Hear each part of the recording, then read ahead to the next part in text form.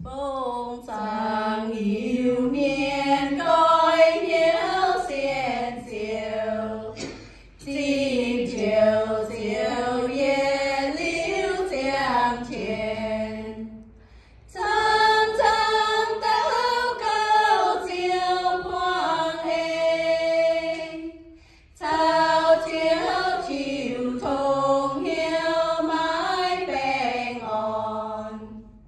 Lung địa màn miền Yesu dưới miền, lan ôi chiều lan nhà mãi hai chiều.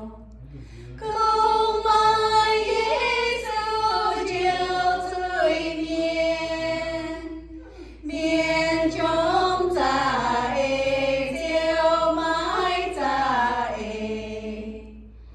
bùa lùng địa miền soi choáng trao vàng.